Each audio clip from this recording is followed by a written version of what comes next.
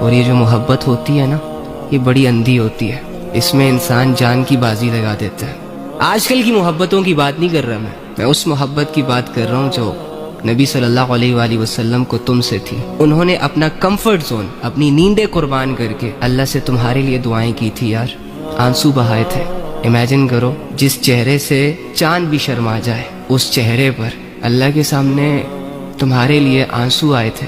وہ ہاتھ کہ جب اللہ کے سامنے اٹھتے ہیں تو اللہ کا عرش کانپ جاتا ہے۔ نبی صلی اللہ علیہ وآلہ وسلم نے وہی ہاتھ اٹھا کر تمہارے لیے دعائیں کی تھی کہ یا رب میری امت کو آخرت کے عذاب سے بچا۔ وہ ہستی کہ جس ہستی کا غم تو اللہ سے بھی برداشت نہیں ہوتا، وہ ہستی تمہیں سوچ سوچ کر اکثر اوقات غم زدہ ہو جاتا تھا۔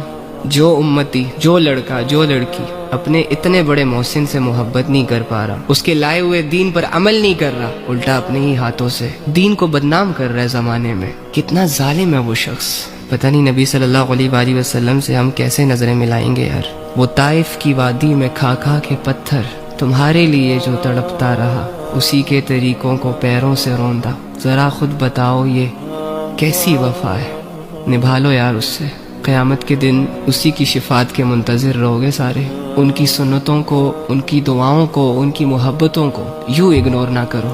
نبی صلی اللہ علیہ وآلہ وسلم کی حدیثیں مجھے اور آپ کو چیخ چیخ کر اللہ کی طرف بلا رہی ہیں۔ ابو جہل کی طرح، بڑے بڑے مشرکوں کی طرح مت ٹھکراؤ نبی صلی اللہ علیہ وآلہ وسلم کی اس دعوت کو کہ جو انہوں نے گھر گھر، گلی گلی لوگوں سے مل مل کر لوگوں کو پیغام پہنچا کر دی۔ قولوا لا الہ الا اللہ تفلحوا، کہ لا الہ الا اللہ پڑھ لو، کلمے والی زندگی اختیار کر لو، اللہ کو مان لو، اللہ کی مان لو، کامیاب ہو جاؤ گے۔ بہت سارے لوگوں نے ٹھکرا دیا، بہت سارے لوگوں نے کلمے والی زندگی کو مشکل کہا، اللہ کی عبادت کو مشکل کہا، اور ساری عمر گناہوں میں اپنی زندگی گزار دی، شرک میں اپنی زندگی گزار دی، اندھیروں میں اپنی زندگی گزار دی، مر گئے۔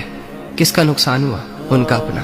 اور دوسری جانب بہت سارے لوگوں نے نبی صلی اللہ علیہ وآلہ وسلم کی اس بات پر لبیک کہا، چھوڑ دیے تمام گناہ، چھوڑ دیے برے کام، برے لوگوں کو، برے انوائرمنٹ کو، اور ساری چیزیں چھوڑ چھاڑ کر اپنے اللہ کو دل سے اپنا رب مان لیا اور اپنی زندگیاں اللہ کے حوالے کر دی، صبر کیا، شکر کیا، قربانیاں دی، ایٹ دی اینڈ چلے گئے اپنے رب کے پاس، اور ان کے اس فیصلے نے انہیں کامیاب کر دیا۔ اب ہر زمانے میں لوگوں کو اللہ کی طرف بلایا جائے گا، اور چونکہ یہ زمانہ ہمارا ہے تو ہمیں بھی اللہ کی طرف بلایا جائے گا۔ پھر یا تو ہم اپنی مرضی سے اللہ کی طرف آ جائیں گے، اور یا شیطان کے راستوں پر چل کر موج مستیوں میں اپنی زندگی گزار کر مر جائیں گے۔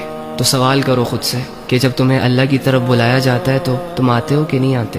تمہارے لیے بھی دنیا ویسے ہی امپورٹنٹ بن جاتی ہے جیسے کہ ان کے لیے تھی، یا اللہ کو امپورٹنس دیتے ہو؟